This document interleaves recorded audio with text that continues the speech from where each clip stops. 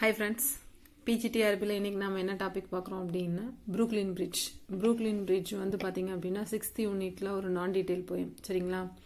இந்த Brooklyn bridge யார் எழுதுனது அப்படின்னா ஹார்ட் கிரைன் எழுதியிருப்பார். பிரிட்ஜ், அதாவது அங்கே அந்த ப்ரூக்லின் பிரிட்ஜ் ஒரு எப்படிலாம் வர்ணிச்சிருக்கிறாரு அப்படிங்கிறது தான் வந்து பார்த்திங்க அப்படின்னா இந்த போயம். சரிங்களா? இது வந்து லாஸ்ட் இயர் இதில் வந்து ஒரு கொஷின் கேட்டிருக்காங்க, ரொம்ப இம்பார்ட்டண்ட்டான ஒரு போயம். சரிங்களா? அபவுட் த ஆத்தர் வந்து பார்த்தீங்க அப்படின்னா born in Godswill Vale, Hawaii on July 21, 1899. His first volume Lyrics White Buildings published in 1926, then followed The Bridge 1930. White Bridge அப்படிங்கிறது தான் ஃபர்ஸ்ட் வால்யூம், அதில் பிரிட்ஜ் அப்படிங்கிறதுல தான் பப்ளிஷ் பண்ணியிருப்பாங்க. சரிங்களா? Hart Crane is influenced by T S Eliot, Ezra Pound, William Carlos, Williams like them. யாரோட influenced அப்படிங்கிறதும். He wrote about telephones, automobiles, aeroplanes, factories and bridges. அவர் நிறைய வந்து பார்த்தீங்க அப்படின்னா இந்த டெலிஃபோன் இது பற்றிலாம் நிறைய எழுதியிருக்காரு அப்படின்னு சொல்கிறாங்க. எப்படின்னா டெலிஃபோன்ஸ் பற்றி, ஆட்டோமொபைல்ஸ் எல்லாமே. சரிங்களா? While taking voyage in Gulf of Mexico, he drowned and his body was never recovered. அங்கே வந்து அந்த மெக்சிகோக்கு அங்கே போயிருக்கும்போது அவரோட வந்து drowned and his body. சரிங்களா? A maker on his father's tombstone in Garrettsville includes the inscription Harold Hart Crane 1899 to 1932 lost at sea அப்படின்னு.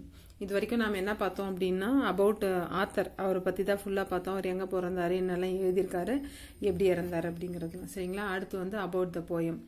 இந்த Hart Crane describes the beauty of the Brooklyn Bridge வந்து பார்த்தீங்கன்னா the bridge அப்படிங்கிறதுல தான் publish பண்ணியிருப்பாரு. எப்போ அப்படின்னா 1930. சரிங்களா? It is an opening section of his most famous poem, The Bridge. It was published in 1930. சரிங்களா? Hart Crane calls this poem as prelude or poem. இது வந்து ஒரு ஹார்ட் கிரைனே என்ன சொல்வார் இது அப்படின்னா ப்ரில்யூடும் சொல்வார், போயம் அப்படின்னு சொல்வாராம். This poem opens the sequence and serves as an introduction to the bridge. இந்த போயம் ஓப்பனிங் சீக்வன்ஸ் எப்படி இருக்கும் அப்படின்னா பிரிட்ஜ் தான். The poem contains 11 quatrains, 44 lines. The poem numbered 1101. இது வந்து ஒரு நான் டீடைல் போய்ட்ரி அப்படிங்கிறதுனால போய்ட்ரி இல்லாமல் அது எக்ஸ்பிளனேஷன் கொடுத்துருக்கேன். சரிங்களா? ஸ்டான்ஸா வந்து பார்த்தீங்க அப்படின்னா மொத்தம் இது 11 ஸ்டான்ஸாஸ் இருக்கும் அப்படின்னு பார்த்தோம் இல்லைங்களா? 44 லைன்ஸ். இதில் ஃபர்ஸ்ட் ஸ்டான்ஸா வந்து பார்த்தீங்க அப்படின்னா the poem opens on the image of seagull taking off in flight. அதாவது என்ன சொல்கிறாங்க இந்த பிரிட்ஜ் பற்றி அப்படின்னா, அந்த பிரிட்ஜ் எப்படி இருக்குது, எப்போவுமே எப்படி க்ரௌடாக இருக்குது, எவ்வளோ அழகாக இருக்குது, சன் செட் மார்னிங் எப்படி இருக்குது, ஈவினிங் எப்படி இருக்குது, அந்த பிரிட்ஜோட அந்த சன் வந்து ஆஃப்டர்நூன் சைடில் எப்படி பிரிட்ஜ் அபோவ் இருக்குது, மார்னிங் சைட் எப்படி பிரிட்ஜுக்கு மேலே இருக்குது, இது ரெண்டுத்தில் யார் பிரிட்ஜுக்கும் சன்னுக்கும் இடையில ஒரு யார் முன்ன, நீயா நானான்னு முன்ன பின்ன வந்து சன் தான் வந்து சக்ஸஸ் ஆகிற மாதிரி அப்படி சொல்லுவார். சரிங்களா? அந்த பிரிட்ஜ் எப்பவுமே ரொம்ப க்ரௌடாக இருக்கும், சினிமா ஸ்க்ரீன் மாதிரி ஜனங்க போயிட்டு வந்துட்டும் இருப்பாங்க. எப்போவுமே ஒரே பரபரப்பாக இருக்கும், அது ரெஸ்ட்லெஸ்ஸாக இருக்கும். அதனோட ஈவினிங் நைட் டைமில் வந்து பார்த்திங்கன்னா அந்த லைட் செட்டிங்ஸு, அந்த பிரிட்ஜ் வந்து ஒரு கர்வாக எப்படி இருக்குது, அது கீழே இருக்கிற அந்த தண்ணி எப்படி ரிவரும், அப்புறம் அந்த பிரிட்ஜு அண்ட இருந்து பார்க்கும்போது அந்த லிபர்ட்டி எப்படி இருக்குது அப்படிங்கிறத பற்றிலாம் வந்து அவர் வர்ணிச்சிருப்பார். சரிங்களா? அதுதான் வந்து Brooklyn Bridge. The poem describes the early morning scene from Brooklyn Bridge. The Brooklyn Bridge spans the river connecting Manhattan. The Brooklyn, it creates white rings at foam. It is rising in the wave waters near the startled of Liberty. அதாவது சொன்னீங்களா, early morning scene வந்து பார்த்தீங்கன்னா Brooklyn Bridge வந்து அந்த river, அந்த ஸ்பான்ஸ்லாம் அந்த எப்படி மேன்ஹாட்டனோட connect பண்ணியிருப்பார் ரிவரை பாருங்க, ப்ரூக்லின் பிரிட்ஜ். அப்போ அந்த ஒயிட் ரிங்ஸ் எல்லாம் அந்த காலை நேரத்தில் வந்து பார்த்தீங்கன்னா ஏர்லி மார்னிங் அந்த என்ன சொல்கிறது, அந்த பனிப்பொழிவு மாதிரி இருக்கும்னு சொல்லுவாங்க இல்லையா, அப்போது அந்த ஒயிட் ரிங்ஸ் ஆஃப் ஃபோம் வந்து ரைசிங், அந்த வாட்டர் வேவ்ஸ் எப்படி இருக்குது, அதனோட வந்து அந்த லிபர்ட்டி, அந்த என்ன சொல்லுவாங்க, அந்த சிலை சொல்லுவாங்க இல்லையா, சுதந்திர தேவி சிலையா, அதுதான் சொல்கிறாரு. சரிங்களா? எப்படி இருந்துச்சு அப்படின்னு, அதாவது ஏர்லி மார்னிங் பார்க்கும்போது. ஸ்டான்ஸா 2 வந்து பார்த்தீங்க அப்படின்னா the bridge has beautiful curve. The eyes of lookers carry the images or memories after long time. The thought of bridge is apparitional. The boat or seen in the river with some passengers. அதாவது அந்த bridge வந்து பாத்தீங்க அப்படின்னா ஒரு beautiful curve, அது அதனோட வளைவு எப்படி இருக்கும், ரொம்ப அழகா இருக்கும். அந்த ஹைஸ் லுக்ஸ் கேரி இமேஜஸ், அந்த இமேஜ் எப்பவுமே நம்ம கண்ணுல இருந்து மறையவே மறையாது ரொம்ப நேரத்துக்கு, லாங் டைம் அப்படின்னும். அந்த பிரிட்ஜ் டைம் வந்து பாத்தீங்க அப்படின்னா எப்பவுமே எப்படி இருக்கும், பேசஞ்சர்ஸ் ஃபுல்லா இருப்பாங்க அப்படின்னும். சரிங்களா?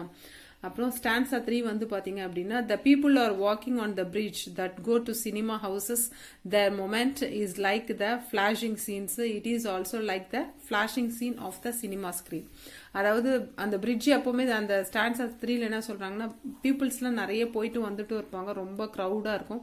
நிறைய அந்த சினிமாக்கு அந்த ஃபிளாஷிங்கு, நிறைய போட்டோஸ் அவங்கலாம் எடுக்கிறது, போயிட்டு வந்துட்டோம், அது ரொம்ப க்ரௌடா இருக்கும் அப்படின்னு சொல்றாரு. ஸ்டான்ஸா 4 வந்து பாத்தீங்கன்னா he personifies bridge as the person and the poet addresses the bridge. பர்சனும் போயட்டும் என்ன பண்றாங்கன்னா பிரிட்ஜோட அட்ரஸஸ். சரிங்களா? addresses the bridge. It is situated across the sunlight. அந்த sunlight தான், அதான் சொன்ன இல்லைங்களா, காலையில் எப்படி இருக்கும், மதியம் எப்படி இருக்கும், சன்னுக்கும் இதுக்கும் அப்படின்னு. It appears as if the sun won the contest with the bridge. In other words, the sun is above the bridge in afternoon. அதான் இது வந்து காலையில பார்க்கும்போது சன்னுக்கும் அதுக்கும் வந்து எது மேல இருக்கு எது கீழே இருக்குன்னு தெரியாம இருக்கும். ஆஃப்டர்நூன் வந்து பாத்தீங்க அப்படின்னா above the bridge அப்படின்னு சொல்றாரு. Stanza 5 வந்து பாத்தீங்க அப்படின்னா there are subways in bridge.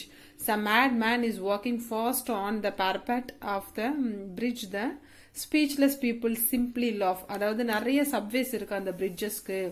அத மேன்ஸ் எல்லாம் வாக்கிங் ஃபாஸ்டா போறவங்க எப்படி போறாங்க அப்படிங்கறதும், ஸ்பீச்லெஸ் பீப்புள்ஸ் நிறைய பேர் பேசாம அமைதியா பார்த்து சிரிச்சிட்டும் போவாங்க அப்படிங்கிற மாதிரியும் சொல்றாரு. சரிங்களா?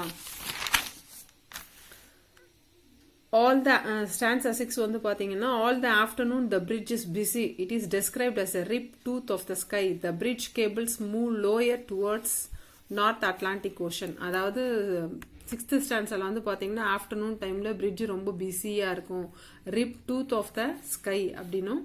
அது அட்லாண்டிக் ஓஷன், அதாவது கேபிள்ஸ், அதனோட பிரிட்ஜோட அந்த கேபிள்ஸ் மூவ் ஆகுறதுல எங்க அப்படின்னா அட்லாண்டிக் ஓஷன் சொல்றாரு.